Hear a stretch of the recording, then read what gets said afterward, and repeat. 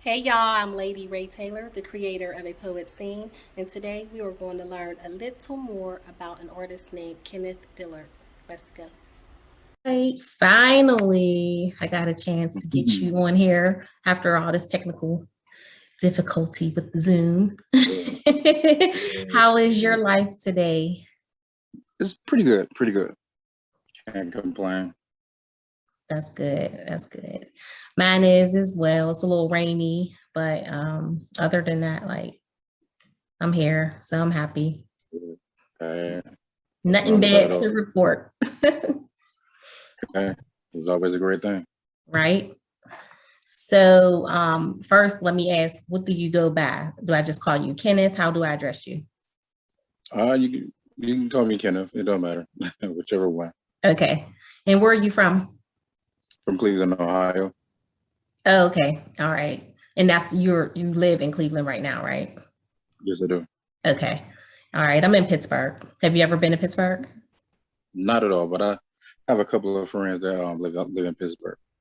Okay. All right. Well, I've seen a little bit of your work on Facebook, so I thank you for joining me on this call.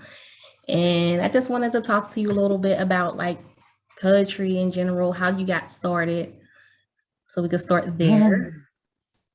How did I get started? Wow. Actually, it was by mistake. I don't even really. It really was because I don't even like writing. This is my thing. I never really liked writing at all. My whole thing with writing was like I would start writing and then like, no, because my mind seemed like my mind couldn't keep up as my hand was. So my mind was always faster than what my hand was. So I was like, nope, I can't write anything. But all of a sudden, the newfound thing of posting positive things on Facebook kicked in, and Mhm. one day I did a poem, and from there I was like, okay, because I never really thought anybody would really, understand my thoughts, because these are my thoughts. This is what's inside of my head. Like Right. nobody's feeling what I'm feeling. It's like nobody will understand that because, you know, I feel like I think very deep. I think real deep to the point to where I find myself in my mind a lot. So when I'm in my mind, it's like, okay, I got it, I got it. And when I put stuff together, I'm thinking of how I think, So I Yeah. do what I do. So like I said, I didn't think anybody would understand it or would be able to feel it, would be able to even comprehend it. Not to say that it was that deep that you couldn't comprehend it, but I just didn't think anybody would be able to get it. Well, a deep thinker has the best content. So as long as you're putting it out there, and then if people have questions, they can ask and you can go into a deeper discussion about what it is that you were thinking at that time. Well, So just right. keep Well, putting it out. normally nobody asks me about what I was thinking. They're just loving the stories because it's like it's a Mhm. deep story, but at the same time you're getting the message with the stories. Okay. So I try to make sure that that's put in there because I mean I love making people think. Hmm. I love Me too. seeing where a person's mind's at, see where a person's heart is. So if I can get those two on the same page when you read something that I write, yeah, I want to draw you in. I call it the art of touching you without touching you because of my words touch you before I will. So, just really just opening people up to think deeper, to think outside the box, hopefully to change a mindset, touch a Mhm. heart, or do something even deeper than that. Nice. I also like how you got the visuals set up with each poem that you post. What made you You start know, doing that? I decided to do that because I felt like pictures tell a story. Hmm. Pictures tell that story, and the story that the pictures tell, it's a nice story. But I don't never write what you see. I write what I see. Yeah. So when you read a story, you'll see it one way, and you're looking at the story like, oh, I already know what this is about to be about because you see the picture. But then when you read the story, you're like, wait, I did not see that. But then once you read the story, you start to see what I see. So I love doing that whole thing right there because even without a picture, I still would the story would still be good, but I just feel like the pictures tell a little bit more, and it Mhm. draws a person in because first when you see that picture, we're visual people, so that picture pulls you in and wants you to read it and wants to see what it's about. because your first thought is whatever the picture is. And so you go from there. So I do a whole little loop and kind of take you on a deeper part of it. Let's go deeper into the story. What if they were saying this in the story? Or what if this picture is actually meaning this? So let's see, let's take a little deeper look. So that's what I do when I see a picture. 9 times out of 10, pictures grab me. And it's so crazy because I could see a picture and I could know for a fact if I want to write to it or not. And sometimes I don't even look at the picture. I don't even get a real good chance to really look at the picture. And it's like as I'm scrolling through to find pictures, and I'll see one that'll stick out. And it's like, yep, it's my turn. And I don't write right away to the pictures when I find them. You know, I have a set time, not a set time, but I have to feel it. You know, because a lot of times with anything that I write, I have to feel it. If I don't feel it, I'm not posting. There's been so many stories that I've written that I was going through, and I'm like, nah, I'm not going to even do it. I've completely erased it and didn't start over. Just put the picture back and just be like, all right, I'll wait till I feel it. You know, because I feel like everything is about timing. That's with the writing for me. I feel like if the timing is not right, like, nah, I can't do it because I can't really get into it. And I don't want to force anything because a forced story is just, you don't really get anything from a forced story. It's rushed. It seems rushed. Yeah, it's not authentic. Exactly. Yeah. And then it's not to the writers, to the way that the writer writes. So it's like, yeah, something's going on here. So whenever I post a story and I feel like I might have rushed through it, I'm like, But either way it go, I still love what I write, but sometimes I felt like a couple of times I felt like I rushed a couple of stories, but once I put it out there, it's a whole different story because the way that the readers read it, it doesn't seem like it's rushed because I'm always getting this story was right on time. I'm like, oh, okay. You know, so okay, nice. Good, cool. I've seen that in some of your comments under like some of your poetry, some of your work. I've seen people actually say that in the comments, like this was right on time. So yeah. I needed this. It's like, wow, you know. And for me, that's the biggest thing that I love about it. I never started doing the writing for the likes or for the comments or any of that. I started doing the writing just to make people smile, just to make people feel good. You know, even before the pandemic and all of that, I still felt like the positive level was needed to be put out there because everything on Facebook that you see is like negative. You know, you got people fighting, people showing, people getting killed. And, you know, it's like you see enough, you know, people trying to post the funny memes. I'm like, okay, I get it. There's nothing wrong with laughing, but you want to see a different side. Right. And then at the same time, I wanted to, you know, put that Black love out there. Because I feel like Black love is very important for us to see. Because, you know, we can't get to see it in the way that we would normally want to see it. You know, it's like, then I get people telling me, well, that's not real. It is. It's very real. And not just between, not just in a relationship of, you know, people being married, Black love in general, like just having that love for each other in general, with the kids, with your peers, cousins, like all of your family members and everything. It is important to put that out there because everything you take in through the eye, it absorbs that energy. It just absorbs your entire being. Definitely. Yeah. That's why I do what I do. It's like, all right, I got you. Let me go ahead and do this and put this up. And, you know, once I put it up, it's like, half the time I already know what the story's going to do even before I put it up. I already know what it's going to do. Like, all right, as I'm writing it, I just get lost into the story. Of course, you know, I write while listening to music sometimes. Sometimes I don't need the music. And I'll just get into the character or I'll get inside of the story. And sometimes I get so deep into the story to where I kind of almost transport myself into it to where I'm no longer in my physical self. I'm sitting in this story, playing out each part to the point to where I'm starting to feel the things that are going on. And so for me, I'm like, oh, wait, that was too real. And so I'm like, okay, well, let me put this up and see what this do. And then, you know, I'll post it, then I'll set my phone down after I post it. And 9 times out of 10, the first thing that happens is it either gets shared or somebody comment, but the first thing is always shared. And I'm like, okay. Where do So I you get love it. the photos from? Is there a particular person you know that draw? I find them wherever. I find them wherever. I Oh, find okay. them on Instagram. I find them on Google Images. I'll Oh, find them okay. wherever. Okay. You know, I'll find it. I'll find it, and okay, if I see it, like I'll take this one. I'll take that one. So my phone has so many different pictures in it that I've taken off from Google Images and off of Yeah. Instagram, and they're like just sitting there, just waiting to be written to. And it's like, yeah, I got you. Just need that time and it come. Mm-hmm. So You sit on it for a minute until you start to feel it. And yeah, I understand that. Yeah. exactly. So how is the scene down in Cleveland for Well, poetry? How is it a big thing there? I don't really know. I mean, I just started writing like 2 years ago. So I haven't really been doing all of that. I just been doing my whole thing, but I'm quite sure I believe it's probably a good scene down here. So It's you've a nice never amount been of to any no, I haven't. poetry Not events yet? not at Oh, okay. all. So see, I'm fresh to this, but you know, people will always feel like I've been doing this for long. I'm like, no, not at all, not at all. So I'm Mhm. still fresh to it, you know, just fresh off the boat, as you can say. I'm just fresh with it.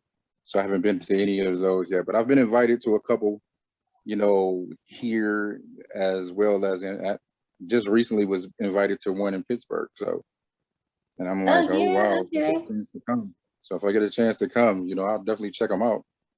But I feel Yeah, like you gotta me, come on to Pittsburgh. exactly. I feel like, but me personally, I don't really like the spotlight. But it's so crazy because now I've thrown myself in the spotlight. So it's like, man, this Yeah. is not what I was trying to do, but you're here now. So what are you gonna do with it? So it's like, all right, I guess, you know, I pretty Well, you much don't have to go up there on stage. Maybe you might want to just check out the scene and just be there, exactly. just feel the vibe. And then you might be like, you know what? Let me get a couple minutes up there. After a while, once you're in a room and you feel the energy, you might be tempted to say, you know, let me get up there. But as long as the nerves are calm and everything, then possibly yeah. But I know Yeah. my nerves will get the best of me, so it's like, I would love to. You know, I'm trying to practice different things, you know, to myself, like recording myself reading my stories Mm-hmm. and you know, doing stuff like that, trying to get myself comfortable with the whole situation of trying to do those things. So I'm trying my best to try to get to places where I need to get to with the whole poetry thing, since it's still Yeah. new to me, of course. Well, I'm gonna tell you one that stood out to me. The one that came up, thoughts of a humble man. Hmm. Thoughts of a No. humble man. What was the There's- name of the story? Huh? Was it the name on the story? It is that's what I wrote down.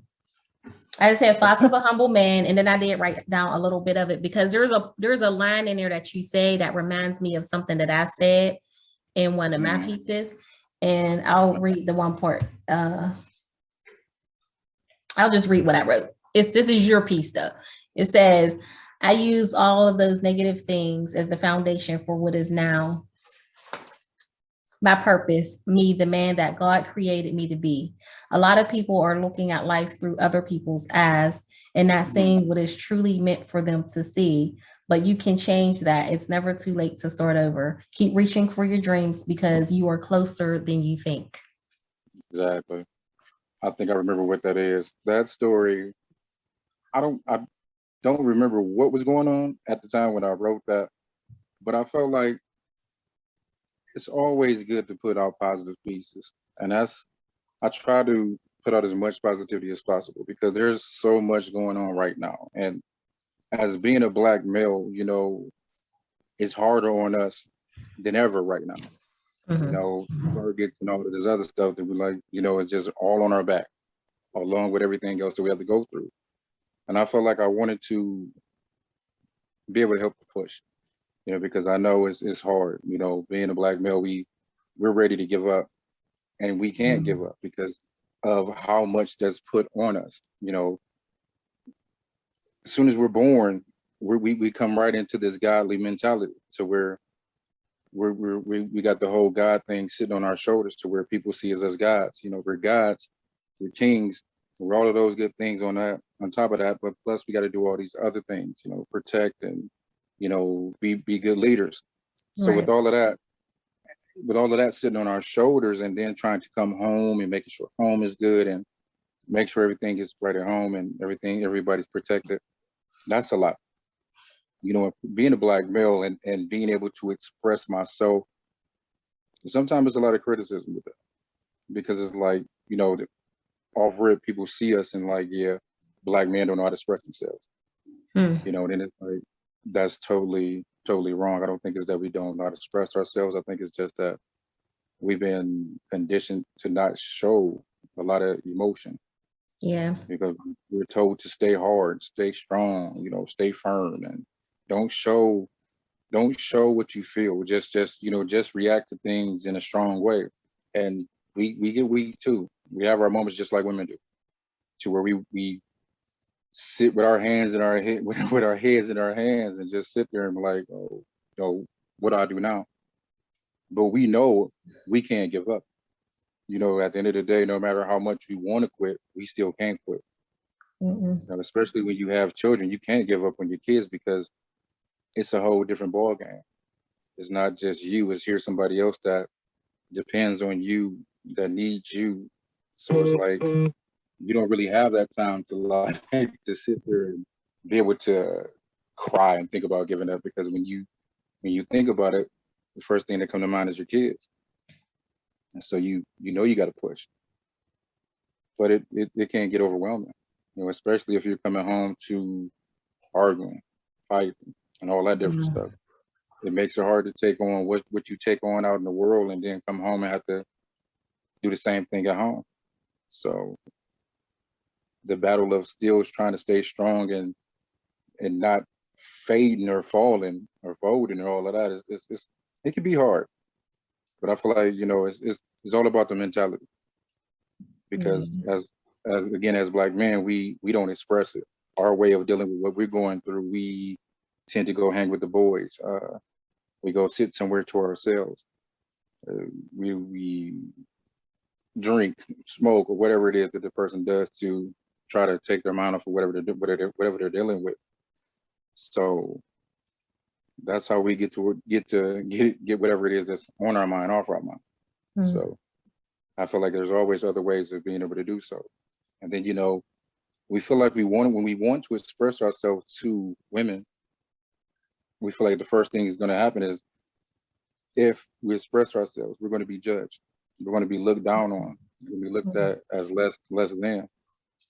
And then 9 times out of 10, you know, when a male is talking, you know, she's playing like she's listening, but at the same time, she has this look like, okay, I hear you, but it's like, do you really hear me? And it's like, I feel like we want to be heard just like women want to be heard. You know, we feel that same pain that y'all do. And although it's a little bit deeper for y'all, you know, because it's like what you all go through and what we go through. Of course, we know that's two different things. Right. You know, the same thing, the one thing that we do share is that pain and that hurt. You know, just like when you guys are hurt, we get hurt too. You know, we sit there and deal with our pain the way we deal with our pain, just like y'all do. We try to listen to y'all just as much as y'all try to listen to us. I feel like it's just about being heard. We got to stop pointing the finger at who hurt who and try to fix it. You know, and I feel like that's the only way we're going to be able to come together as a whole. We're so divided right now. Yeah, just be accountable for your part in it. Exactly. So that's why I try to do the Black love and show the positives and put all of that together, because it's definitely needed. And what other way of doing it and showing it, especially coming from a Black male. Yeah. And y'all are needed. Y'all are appreciated a lot more than I think you would know. So this conversation can go on forever because it's important for right. It's important for me personally to have an understanding of what it is that Black men are thinking, especially now that I have a grandson. I have all daughters and I have him. So it's different. It's different already. He's only about to be 2, and it's different raising him, watching him grow up versus what I've had to deal with. And then you have those additional worries. Not that women aren't being killed, and it's happening to women as well, but it's so common. It's like y'all have this the stigma of being animals. Exactly. And that's just not true. I mean, we are looked at as we are different. I'll agree with that. We are very different. Very, very different. And I love to listen to Black men talk. I just said this to my brother. I was talking to my brother on the phone like day before yesterday, and we were just talking. And I said, you know what is beautiful to me is to sit and listen to Black men talk, because my brother is extremely intelligent. Like he could tell you probably so much about history that you didn't know, or he'll drop some knowledge and have you running to research like, oh, okay, I didn't know that. And like one day, just I don't even remember what we were talking about, but it was something about race, obviously. And he's like, did you realize we are the only people whose hair grow out and not down? And I'm like, something like that you do know, you pay attention to it, it, but you don't really think about, like, let that sink in. We are the only ones whose hair grows out of the follicles and not down. And there's so many differences, but this conversation can get wild. Like, but my grandfather was one of the smartest Black men I knew. He shined shoes downtown Pittsburgh for years and always dressed up. His man always looked like he was about to go and like he was the judge in the courtroom. And and that's where he taught me about appearance. He taught me about the value of like respecting your appearance, and the man read probably every newspaper there was to read. And he didn't watch much TV. He didn't do a lot of nonsense. He read his papers. He just soaking in that knowledge and spitting it at me every time I, stop by. So I call my grandson the wise man, because I want him to gain a lot of knowledge too. I mean, you guys have a lot to say, a lot, and a lot of men do not share their feelings. And I think that once people become comfortable enough and start opening up more, we'll have a better understanding of how to treat you. Because everybody's not going to want to be treated the same. But if you are carrying on that persona of only being hard and only having this one type of mentality, it's hard to dig in and be like what do you want? How am I supposed to be? How should I approach you? You got to make a person comfortable. I feel like the only way to get a person able to want to talk is to make them comfortable. And you make a person comfortable by sharing something that you've been through so that they can relate to it. Because I feel like when a person can't relate to something, to something that they're going through, they don't want to talk about it. And then again, you can't force a person to talk. You got to allow a person to want to talk when they want to talk. Because forcing a person to talk will only make a person pull back. I feel like when telling a story, you got to be able to pull that person in. You don't want to push that person away, because those first couple of lines have to be able to draw the reader in. If those first couple of lines don't say anything and they don't have a strong pull to them, that person's not going to want to read it. They're going to read that a little bit and get to a point where they're going to want to stop, because it's like, I'd have wasted my time. And I feel like me being able to write from a female's perspective is another thing that makes it so amazing to be a writer.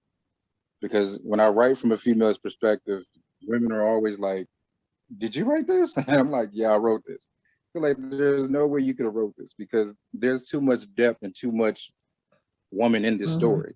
Like, too much woman in the story. I feel like, you put too much woman in the story. How did you know? And like I tell people, it comes from learning.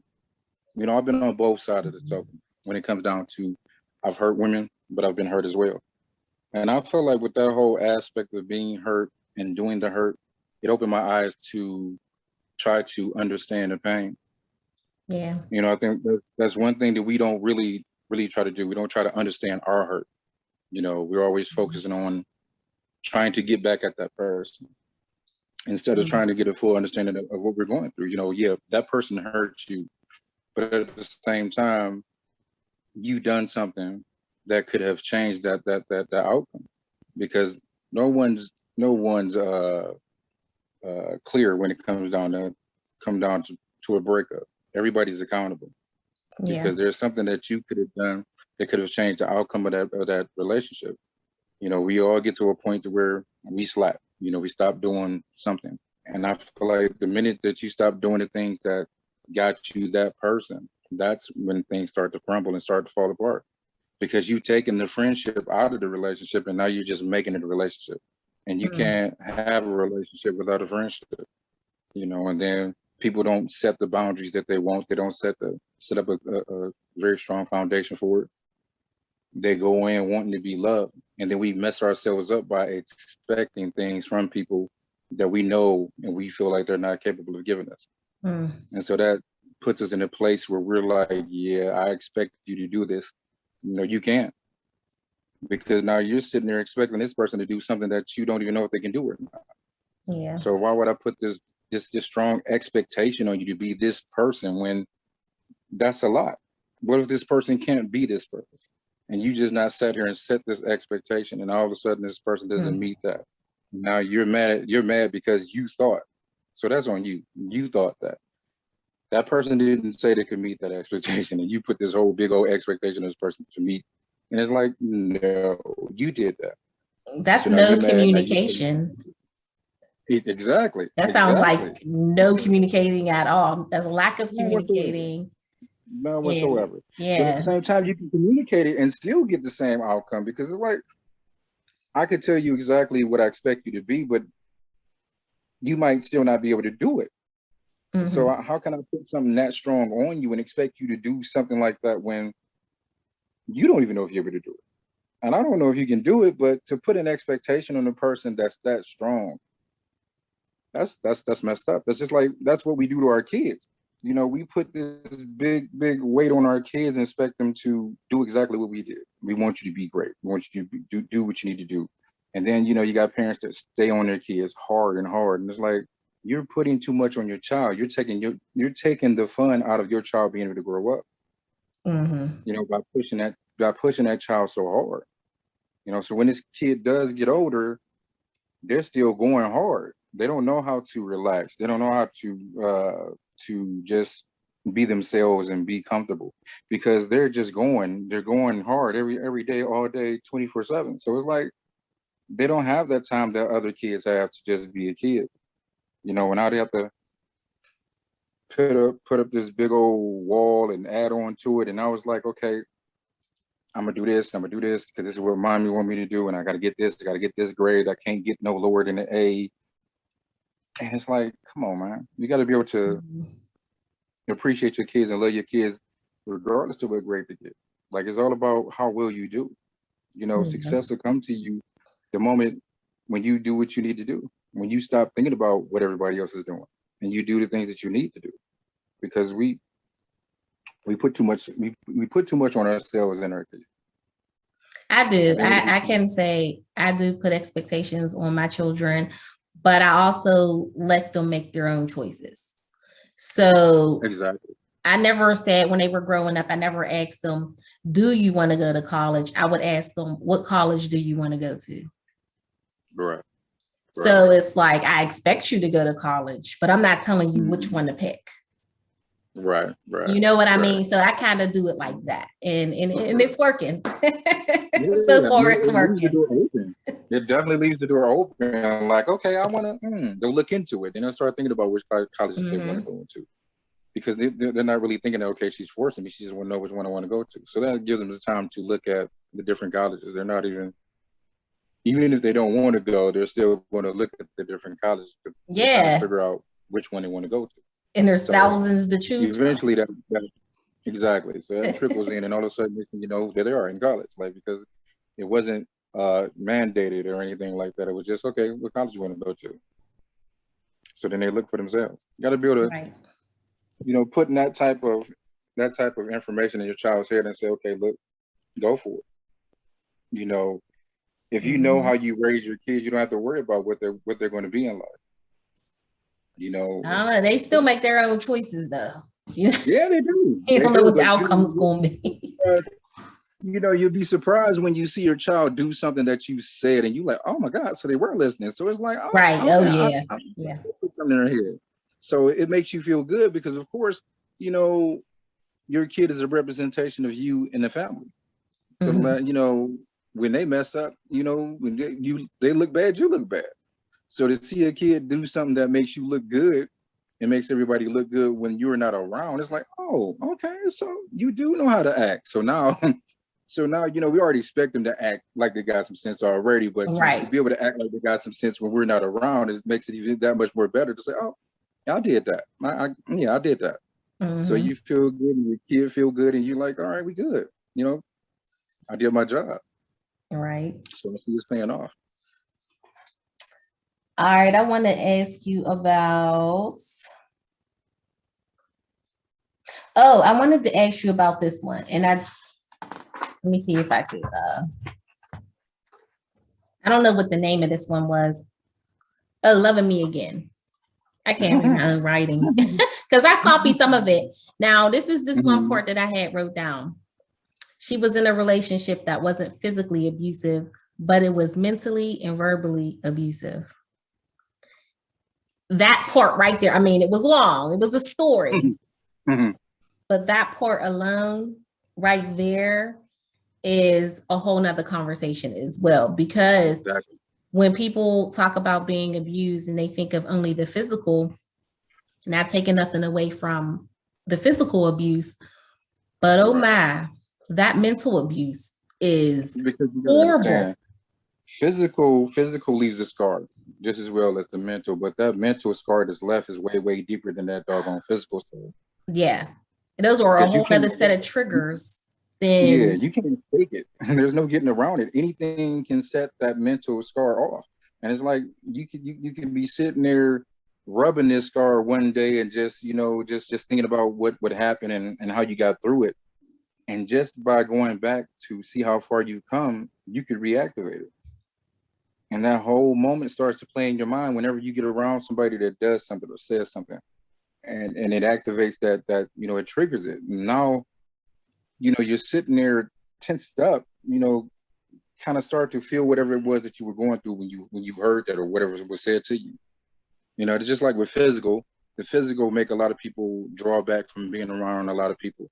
With the physical, they don't want to be touched. You can't really get too close. You can't put your hands on them a certain type of way. So with the mental, it's like just certain words, just the time of day. It could be anything. Yeah. Exactly. Like that's just like when you hear a song that you might have grew up listening to, and you when that song plays, you like, man, I remember that day, and you instantly feel that day. You feel that whole day. You instantly are able to smell whatever was, if something was cooking, if you were outside, no matter what it is, you're transported to that moment. And that's the whole thing with the mental abuse. You're transported back to that moment of being mentally abused, just from that one word. And it's like, people don't get that. I mean, I don't think people have a full understanding of it. And I feel like the Loving Me Again was because I see a lot of females that actually deal with that. That go through trying to find themselves again, because again, in relationships, we lose ourselves in relationships while trying to love other people. Yeah. And I feel like that journey to trying to find you again is so hard, depending on how much you put into that relationship. It's so hard because we're trying to find you, period. Because sometimes you're in a relationship where you didn't even appreciate yourself you know what I mean? You didn't know yourself enough, so you didn't appreciate yourself. And then once you get out of that, so it's like, now I got to start over and try to figure out who I am, period, in general. Well, because 9 times out of 10, you started this new relationship without giving yourself a chance to heal from the other relationship. Oh my. So now Right. here you are in another situation where you know you shouldn't be here, but you're trying to get over the person that you were just not with. And it's like you're sitting there telling yourself, okay, I got to make sure I got to make sure that this person is happy, because I didn't make sure the last person I tried to make them happy, they weren't happy. So I got to put more of me into this person. And now you're putting all of you into this person, but the person that needs you the most, you're not even giving that attention to. And the person that needs you the most is yourself. You're overlooking yourself, and you're like, I'll get to loving me again. I just need to make sure this person is loved right. Need to make sure that their feelings are nurtured.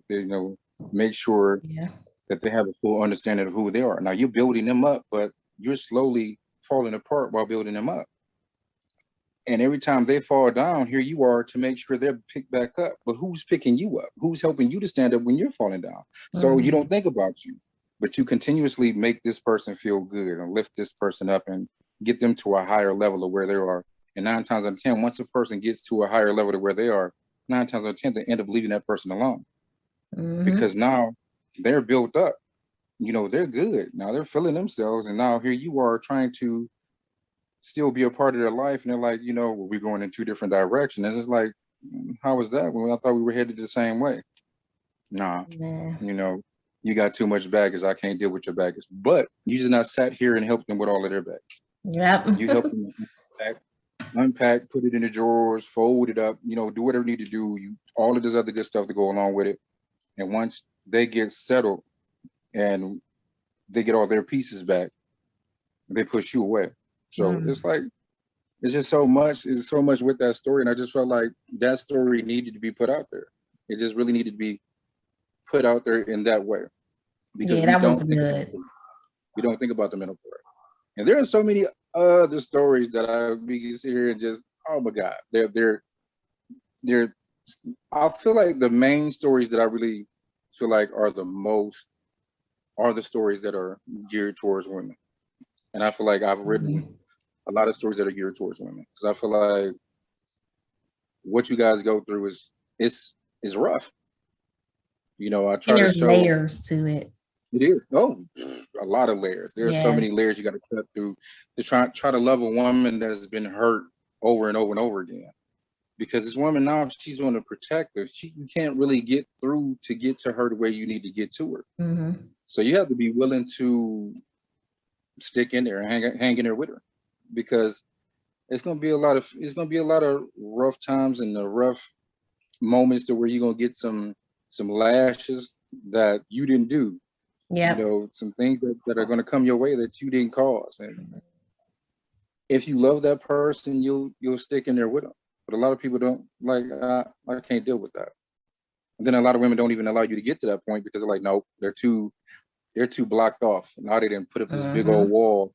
And yet you find these same women saying, I want to be in love. But that wall that you put up to keep people out is the same wall that's keeping you in. Now you can't get out. And you're behind this wall. Like, when am I going to find love? Well, whenever you decide to move this wall, because you put this wall up, and the same wall that's keeping everybody at bay is the same thing. The same wall that's keeping you at bay. And now you're behind here, wishing that you had somebody to talk to, wishing you had somebody to cuddle with, somebody to just to spend some time with. But then you don't let a person get too close to you, because the minute it feels like a person is getting too close, you pull away. Come on, Kenneth, with the therapy session. I'm through therapy. I'm just saying, because I've seen it. I've been there myself with the whole situation of just, wanting to be able to love, but I had the wall up too high. And it was like, that wall up too high. You can't do anything with a wall that's up too high. Once you build it up, you put it up too high. Now it's like, okay, you just got to wait for some way for it to come down on its own. Why does it seem like, though, it's easier for men to let down that wall than it is for women? I could speak on the woman's side, but why does it seem like for men to just be like, all right, I'm just going to go ahead and give it another try?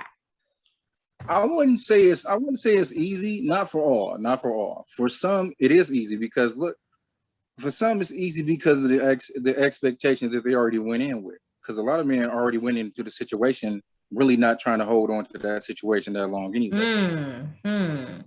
So if you already went in with, if you already went in with that mindset, he ain't worried about it. So the minute you break up and he's got what he's gotten, he's gone. He ain't worried about it. So then that leaves you to sit there and worry about it. But there are those men that do have those moments to where they're like, okay, I done put all of this into this, and we get to this point, and then you stop, and it's like, what did I do to deserve that? But I also feel like all bad men ain't bad. They weren't bad at one point. Oh yeah. There was a woman that knocked them down and made them feel like they were everything, and then she took that away. And then that man turned into a player, and now he turned to a dog. Now he don't care because he tried opening up. He tried allowing himself to be vulnerable. And so once you take that and you strip that away from a man, he's not saying anything to nobody at all. You can't get him to open up again because he didn't lock himself off. There's no re-entry. And you're gonna have to do something just like for women that get to that point, you have to do something damn good in order to get them to open up, to even show that they want to open up. A lot you of can't come with the patience. same thing that everybody else does. Because if you come with the same thing that everybody else does, you're not getting in because they already see it. They already know what it is. They already know how it looks. They know the way it is dressed up. And you can dress it up and make it look real good and come in and just have a whole game plan on what you're about to say. But if she's already heard it before, already been there, you can't get in. Yeah. But she didn't already lock that up. There's no re-entry. So you got to come in. You got to come with a different way. And I feel like the only way to really get to the point where you can get back in or get to the point where you can understand a woman is to understand her mind. I love the mind. I love seeing what's there. I love opening those parts of the mind up to not only just to get to a point to where you get to understand it, but to see all the beauty that's inside of a person's mind. Because there's a beauty. It's a beauty in just about everything. It's beauty in self-destruction. It's beauty in destruction in itself. But you have to be able to see it. And I feel like a lot of people won't be able to see that. And only way you'll be able to see that is if you have ever been through depression. Because depression shows you so much. It opens your mind to so many different things that you didn't see before you got depressed. Because before you get depressed, you see the world the way it is. But after you get depressed, and you come from being depressed, you see the whole world in a whole nother way. Because you notice more. That's like always a work in progress, though. It is. Going through the depression and going through all of that. Yeah, it's like a long process. It is. You just gotta, it's mental. It's mental. It's mental because 9 times out of 10, the door that you need to leave out of being depressed is always right there in front of you. But because you're so depressed, it seems like it's so far away. Everybody always talking about that light at the tunnel that you're trying to find. That light at the tunnel is so closer than people think. But it's like, how do you know? You're sitting there inside of your head. You're so depressed and not even trying to think about where this light at. You just know that you're hurting right now. And people don't realize that. But it's a beauty and it's a beauty in it. It's a beauty, and it's just like there's a beauty in the darkness. Because in order to understand, in order to appreciate the light, you gotta be able to appreciate the darkness. There's a deeper beauty in the darkness. The darkness is made up of all the colors of the rainbow. So why wouldn't that be beautiful? You got all these different colors of the rainbow inside the darkness. It only makes it look dark. But then if you think about it, the darkness is a comfortable place. Shade is made of the darkness. So when it's hot, we get the shade to keep ourselves cool. So, different things like that, you gotta, it makes you think on a deeper level. Yeah, I was going to say, when you are in darkness, it opens up your senses a little more than, I mean, just literally, if I'm at home and I'm in the dark, in your room, you hear better, you hear everything. And, so yeah, your senses just are heightened when it's dark. So you do think different. So it's like when you're in the dark, nothing's rushed. It's all timing, because inside of your mind, you're listening to the sound of the clock. You can hear the water downstairs. You know, that's why if you're laying down sleeping, Yeah. you're trying to go to sleep and all the lights are off. You hear everything in the house. You can hear the sun, you can hear the house settling. Now you know where it's coming from. You know where the noise is coming from. You can pinpoint what part of the house is settling. You hear the little smallest noises at the door. You can hear trees brushing up. You can hear the leaves hitting up against the window. You hear all of that when you're in the dark versus when it's light. Yep. Because when it's light, you can't pay attention to all of that. You can't hear all of that. You're more visual when the light is. You know, when it's dark, you're more mental. So Oh yeah. that's the whole situation right there. Yep. You're right. I enjoy talking to you. Like we want to have to do this again. Exactly. Of course. What do you have coming up? You got a book, or what's going on with you? I'm working, trying to work to put one together. I haven't got it all the way where it needs to be at, but I'm trying to put one together. I'm trying to put all my little stories together, do a little short story. I keep getting people keep asking me about a book. I'm like, okay, I'm working on it. Okay. You know, I'm trying to get it to where I need to get to it, but it's still in the process. Don't rush it. Just, you know. I'm not. I can't because it's like as much as I would love to rush it, I would mess up, and I don't want to. I can't put nothing out there messed up. It's got to be good. You already like the short stories, you know. You're definitely gonna love the book with all of the stories in it, and I feel like that's where I want to go with it. I keep hearing people keep telling me you need to do novels. I'm like, I'm not ready for novels. I'm not ready for novels because I feel like I do short stories. I'm a spur of the moment writer.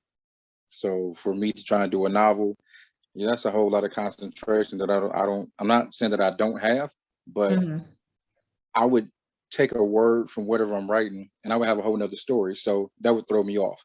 So it's like, nah, I stick to the short stories because I can do the short stories first and get the short stories out there. Then I can think about doing a novel. When you feel more comfortable to move forward. I'm comfortable, but with the novel though. Yeah. I mean, I could be comfortable with it, but it's just the way my mind goes. My mind just goes off of another word, and I got a whole nother story in my head. Just like writing short stories, you know, I write the one story, and it's like, okay, I could truly do more than just one story at a time. But I don't, because if I do too many stories at one time, one of the stories are not going to be read if the other one is good. So I try to give them a little lapse in time and let them get out there, everybody get to read it. Then I'll do another one. So I put some space in between them because I already know for a fact I already did it one time where I had two stories at almost at the same time. And one of them didn't really get to be seen. And I was like, yeah. I want them to be seen. I know. I have 3 I'm working on, and you don't get a chance to pay attention enough to one. And one I started so many years ago, but you're right. It's hard to focus on just one though. So for me, that's just the way my brain works. I just be like all over the place. Have you collaborated before? I have collaborated with a couple people, you know, just trying something. They were like, okay, I want to write with you. I'm like, oh, you know, I'm like, okay, cool. Because I love the different styles of how people write.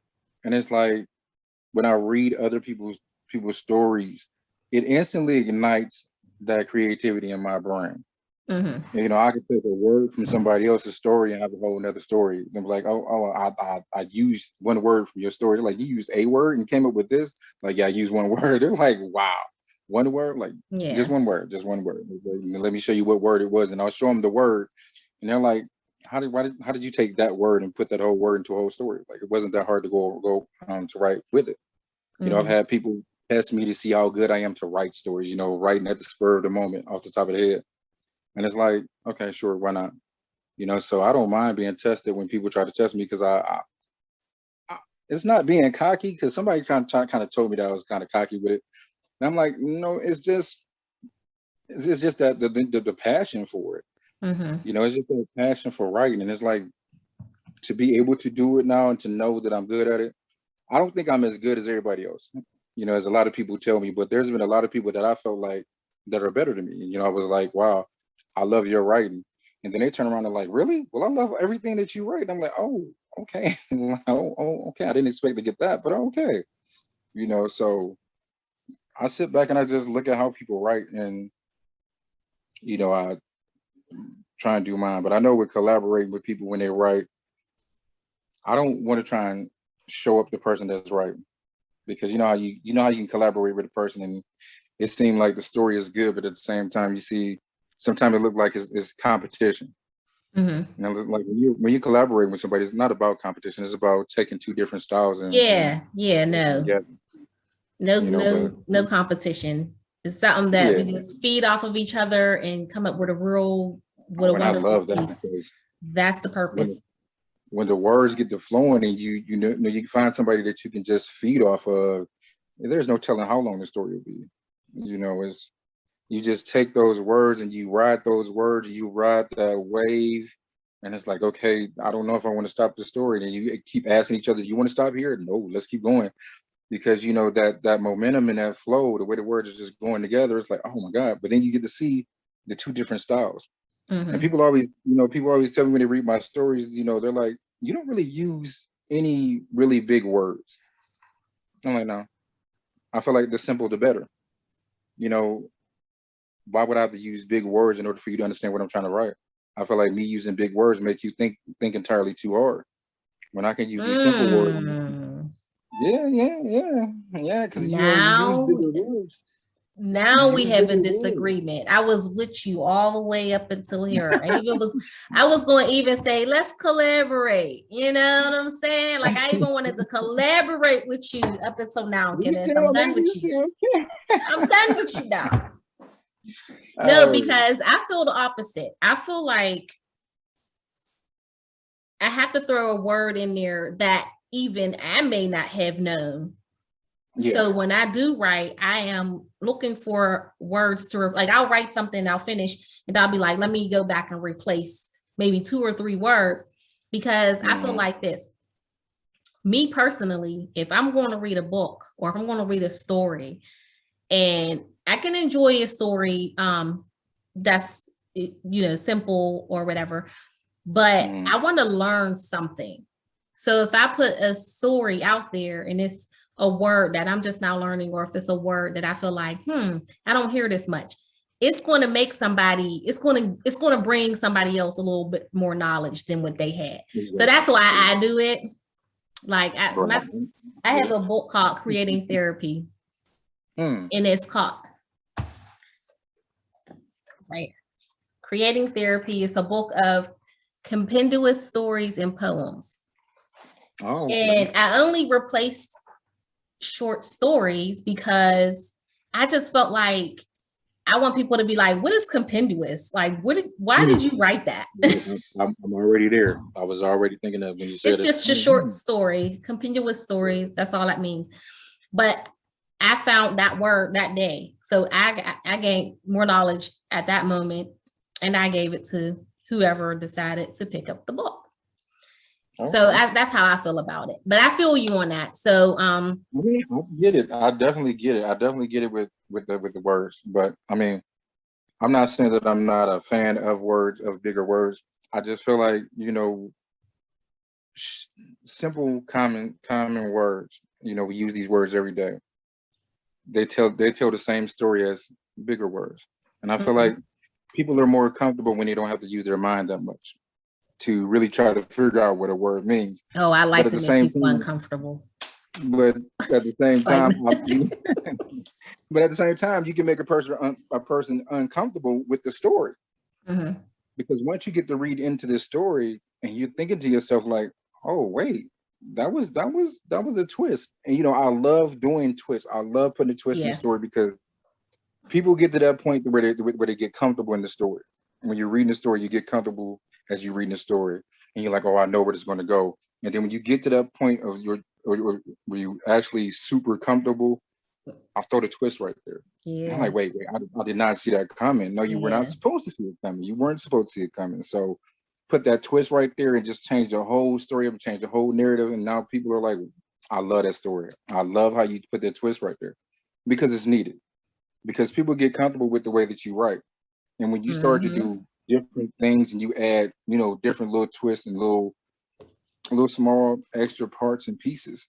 You know, it opens up a person's mind when they start to read your stories to a whole nother different way of reading your stories. So now I got to think differently. Now I gotta be ready for what's next. What's coming next is going to be the same type of story. It's going to be something different. It might be the same story, but with a little something different to it. So I Mhm. love adding little little stuff to stories and just to pick a person's brain. It's just like I was in this group and I saw 6 words. I saw 6 different phrases that were used, that were asked. And I took each one of these phrases and I incorporated them into a whole story. Mhm. And nobody knew that, but I kept when I started telling people and I started showing people the what you call it that I saw in the group, and I showed them, and I started to read the story back to them, and I read off each one of them. And they're like, "Wow, now that was creative." I'm like, exactly. And you wouldn't know that they were in there unless I told you that they were in there. Because like, how did you come up with that? Like, Yeah. it's all about thinking outside of the box. Because you don't we read what we read, not knowing or understanding what was put into the story. There are a lot of stories that I've did that I found certain things and I felt like, this is interesting. Let me Mhm. take let me take something that's inside of the story and make it the title. You know, so when you Yeah. read the story, the title is inside of the story. And you're like, oh, that's the title too. Yeah, that's the title of the story because it makes more sense once you get to that part and you read from where that part that is the title on down to the other part. And it's like, yeah, I see that. I feel where you're coming from. And my whole thing is making is having people to be able to feel the story. It's a must because if I don't feel it, I'm not putting it out there. You got to feel it. And so being able to get to that point to where a person can feel the story is like, I got you. I got you. Now I know I got you once you feel the story. You can't just read one story and not want to read more. So it's like, yeah, come on. You Yeah. know, 9 times out of 10, the Yeah. person reads one story, and next thing you know, I've had people read one story, and next thing I know, I look up and they dig so far back into all of the stories that I wrote, and I look up, and now my whole notification is all of my old stories. I'm like, okay, you Oh can have to do all yeah. that They because reach now, back. yeah, and it's like to see where it all came from, where it started at. And it's it's a path, it's a journey within it. I feel like I love it. Go look, go read them, because it's for other people to write. I feel like it's other people write their way. For me, it's easy now. You know, Mhm. I I write stories off the top of the head and just go along with them. It's not like I have to sit there and have to wait, forever to write a story. It doesn't take me as long as it would probably take somebody else to write a story. I've written stories in 20 minutes, 15 minutes, just from just a thought. I've woken up out of my sleep writing stories. Um, I've put so much of me into stories to where I found myself crying while writing the story. Wow. So my emotions just are in everything that I write. Can you And share you feel something with everything. us then? You got Let me something you see. can share with us? Let me see if I can. I mean, I have a story that I already wrote. Like I don't have one that hasn't been read already. I always have little parts of stories to where I feel like um I could do this story, but I haven't that already. I've already done it. Let me see if I can pull one that I like that I've done. Okay. All right.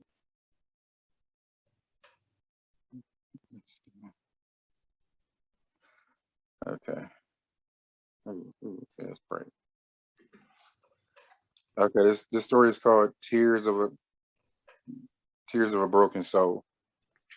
I lost myself while trying to love you, and now you want to tell me that we are through.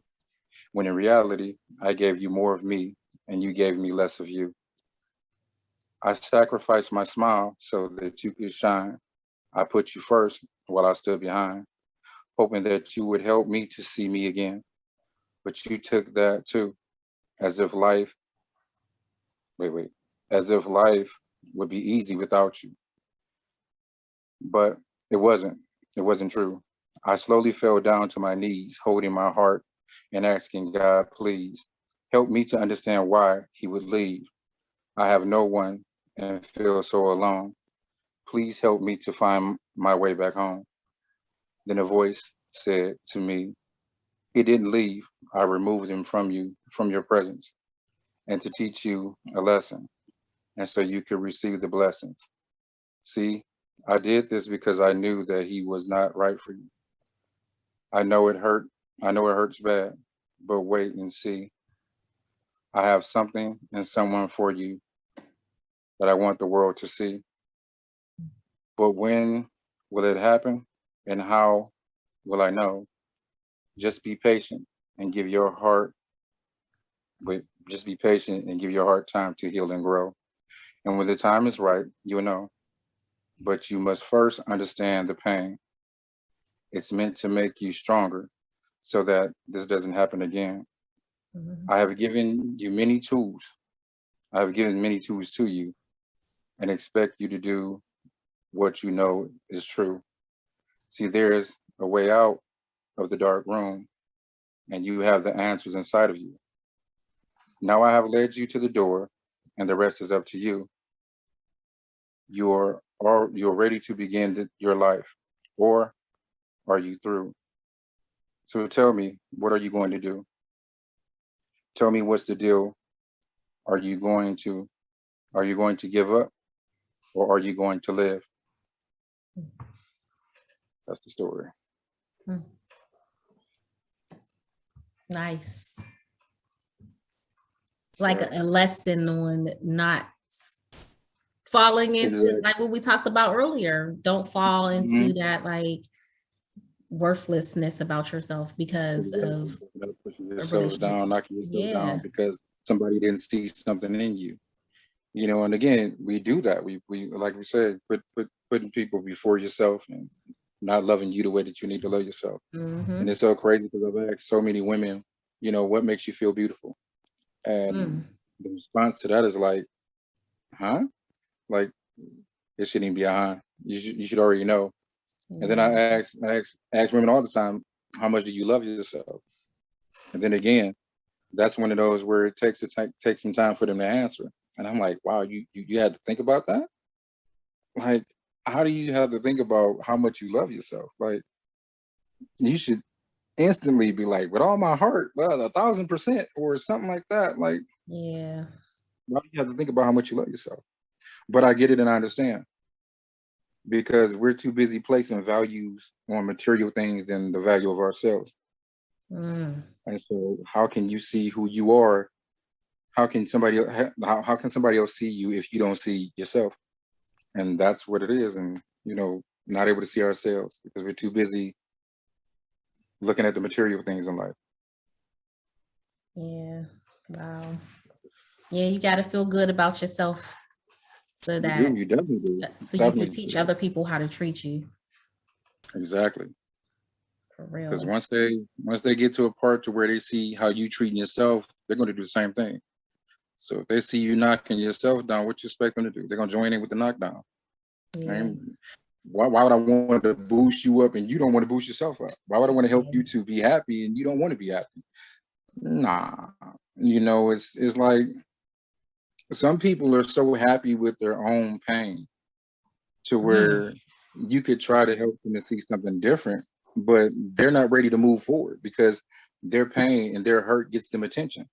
Mm. And so they stick with it. And it's like, okay, I'm gonna stay hurt. Why would you want to stay hurt? You got Yeah, somebody right in front of you definitely. trying to show you different, but you want to stay hurt because that hurts gets them the attention that they need. And then, people realize that this is what you're doing. You know, why are you always coming to me with problems? Never solutions, always with problems. Never saying, "Oh, I heard something. I took something that you said and I tried to change this, or I tried to do this differently." Nope. You come back with some more hurt, and it's like, man, at a certain point, you start to see the patterns, and then Or that people pattern don't starts want to to show. accept the solution either. No, they don't. They really They don't. don't even want to They accept they, they like make it seem whatever. like they make it seem like they heard you, knowing that they weren't paying attention when you were talking. That's a They're like, fact. I took what you said. Sure, okay, if you say so.